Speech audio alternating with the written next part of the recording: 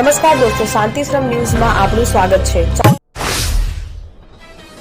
સ્થાનિક સ્વરાજની ચૂંટણીનો જંગ જામ્યો છે ત્યારે બનાસકાંઠા સરહદી વિસ્તારમાં પ્રચારથી રીત બદલાઈ છે। ગ્રામ્ય વિસ્તારમાં પરંપરાગત રીતે સારા માઠા પ્રસંગ યોજાતા રાવણા હવે ચૂંટણાલક્ષી બન્યા છે। છેવાડાના ગામડાઓમાં મતદારો એકઠા કરવા અને એક જ સ્થળેથી સૌને સંબોધવા માટે ઉમેદવારો હવે આ સામાજિક પરંપરાનો સહારો લઈ રહ્યા છે।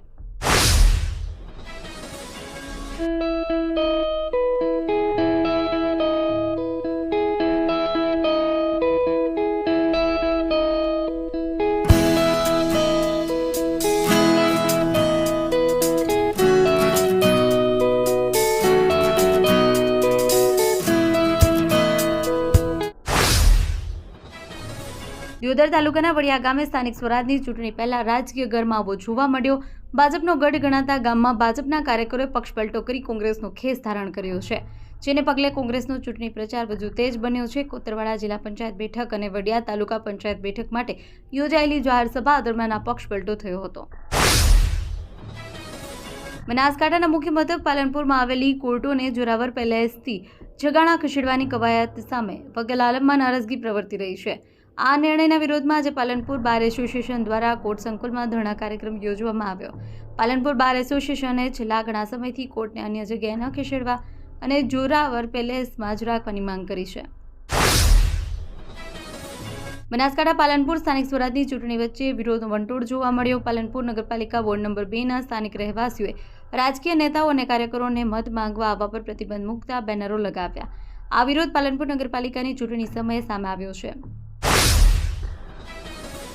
બનાસકાંઠા ડીસા ખાતે મનરેગા કર્મચારીઓએ 5 મહિનાથી પગાર ન મળવાને કારણે એક દિવસીય પેન ડાઉન હડતાલ પાડી સરકાર સામે વિરોધ નોંધાવ્યો છે। કર્મચારીઓ આર્થિક સંકટનો સામનો કરી રહ્યા છે। ઓલ ગુજરાત મનરેગા કર્મચારી યુનિયન સાથે જોડાયેલા કર્મચારી કચેરીમાં હાજર રહી કાળી પટ્ટી બાંધી પેન ડાઉન કરીને પોતાનો વિરોધ વ્યક્ત કર્યો હતો। દિયોદર પંથકમાં શિક્ષણનું અનેરું ધામ એટલે Shri Tapasvi college of nursing તેમજ શ્રી તપસ્વી આર્ટ્સ કોલેજ, જ્યાં છે સંપૂર્ણ AC, CCTV, wifi, digitally updated campus, BSc nursing સહિતના અનેક કોર્સમાં આજે જ પ્રવેશ માટે સંપર્ક કરો। Tapasvi college of nursing, Deodar. Banaskantha Deesa ખાતે મનરેગા કર્મચારીઓએ 5 મહિનાથી પગાર ન મળવાને કારણે એક દિવસીય પેન ડાઉન હડતાલ પાડી સરકાર સામે વિરોધ નોંધાવ્યો છે। કર્મચારીઓ આર્થિક સંકટનો સામનો કરી રહ્યા છે। ઓલ ગુજરાત મનરેગા કર્મચારી યુનિયન સાથે જોડાયેલા કર્મચારી કચેરીમાં હાજર રહી કાળી પટ્ટી બાંધી પેન ડાઉન કરીને પોતાનો વિરોધ વ્યક્ત કર્યો હતો। વાવથરાદ વિસ્તારમાં શેરાઉથી રાણપરને જોડતો આશરે 4 કિલોમીટરનો કાચો રસ્તો સ્થાનિક માટે ગંભીર સમસ્યા બન્યો છે।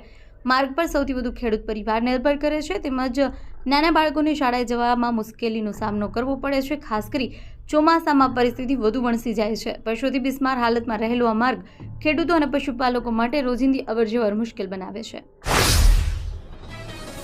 મુખ્યમંત્રી આવતીકાલેના રોજ વાવથરા જિલ્લાના ધણીધર તાલુકામાં આવેલા સુપ્રસિદ્ધ યાત્રાધામ ઢીમાની મુલાકાત લેશે। ઢીમાના ઇતિહાસમાં પ્રથમ વખત મુખ્યમંત્રી ભૂપેન્દ્ર પટેલ દર્શનાર્થે આવી રહ્યા છે। તેઓએ ભગવાન ધણીધર અને ઢીમણનાથ દાદાના દર્શન કરી આશીર્વાદ મેળવશે। સ્થાનિક સ્વરાજની ચૂંટણી 2026 બનાસકાંઠા અંતર્ગત પાલનપુર ખાતે જિલ્લા ચૂંટણી અધિકારી મિહિર પટેલના અધ્યક્ષસ્થાને મતદાર ચૂંટણી અધિકારીના તથા નોડલ અધિકારીઓની સમીક્ષા બેઠક યોજાઈ। ચૂંટણી એ લોકશાહીનો પાયો છે અને તેનું સફળ સંચાલન એ આપણી નૈતિક અને વહીવટી જવાબદારી હોવાનું જિલ્લા ચૂંટણી અધિકારી મિહિર પટેલે જણાવ્યું હતું। વાવથરા જિલ્લા થરાદ તાલુકાના ડોડ ગામમાં એક અત્યંત કરુણ ઘટના બની છે। તળાવમાં પાણી ભરવા ગયેલા એક જ પરિવાર માથે આપ ફાટ્યું છે। 2 બહેનો અને ફોઈના દીકરાનું ડૂબી જવાથી કરુણ મોત થયું છે। મામાના ઘરે આવેલ કિશોર સહિત 3 બહેને જીવ ગુમાવ્યો છે। આ દુર્ઘટનાને પગલે સમગ્ર પંથક અને વાલ્મીકી સમાજમાં ભારે શોકની લાગણી વ્યાપી ગઈ છે।